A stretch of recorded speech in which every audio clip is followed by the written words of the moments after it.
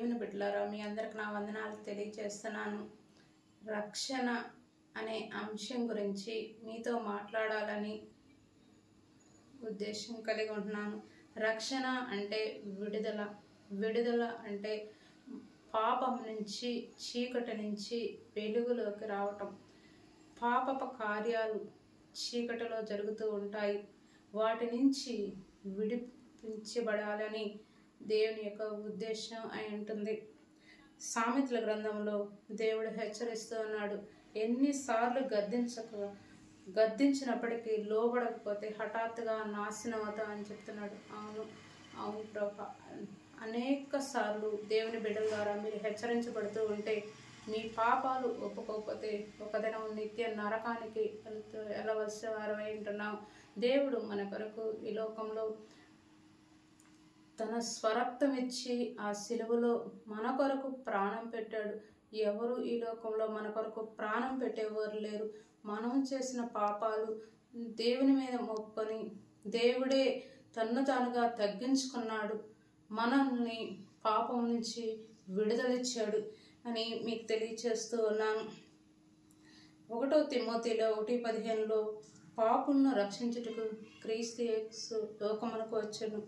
అలాగే మత్తయి సువార్త 11:28 దేవుడు పిలుస్తూ ఉన్నాడు, ప్రయాసపడి భారం మోస్తున్న సమస్త జనులారా నా యొద్దకు రండి, నేను మీకు విశ్రాంతిని కలుగు చేస్తాను. లోకంలో ఎక్కడా విశ్రాంతి లేదు, దేవునిలో మాత్రమే నెమ్మది.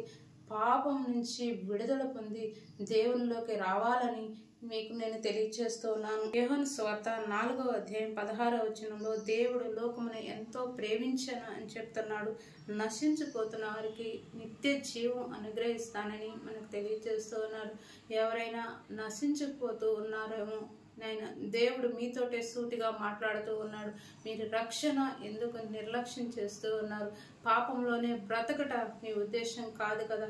మీ మనస్సాక్షి మీకు తెలియచేస్తూ ఉంటుంది. ఆయన దాన్ని ప్రక్కదోవ విడిచి మీ ఇష్టానుసారమైన బ్రతుకుతూ మీ కుటుంబానికి ఎంతో చింతని కలుగు చేస్తూ ఉన్నారు. అలాగే దేవుడు మన కొరకు ఎంత వేదన కలిగి ఉన్నాడనేది ఈ సందర్భంలో మీకు తెలియచేస్తూ ఉన్నాను.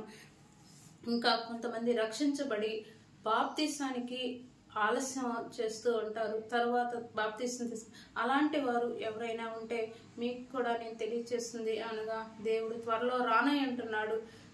దేవుని బిడ్డల ద్వారా మీరు హెచ్చరించబడుతూ బాప్తీసానికి సిద్ధపడి ఉన్నవారు బాప్తీసం తీసుకోవాలి. యోహాను సువార్త 6:54 ఈ రీతిగా రాయబడింది, నా శరీరం తిని నా రక్తం త్రాగువాడి నిత్య జీవం గలవాడు, అంత్యదినమునే నేను వాడిని లేపుతానని చెప్పాడు.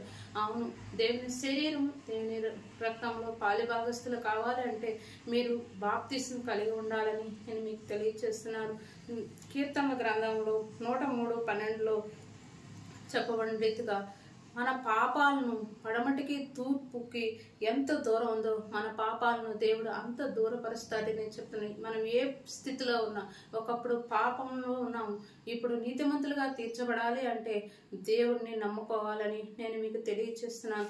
దీనిలో మనను దేవుడు ఆలకించేవాడు అంటున్నాడు. కీర్తన గ్రంథం 69:33 యెహోవా దరిద్రులు మనను ఆలకిస్తాడని చెప్పాడు. నువ్వు ఏ స్థితిలో ఉన్నా, ఏ శ్రమల్లో ఉన్నా, కృంగిపోతూ ఉన్నావేమో, నీ మొరను దేవుడు ఆలకించడానికి సిద్ధంగా ఉన్నాడు. నీవు సిద్ధంగా ఉన్నావా? మీ అందరికీ నా వందనాలు.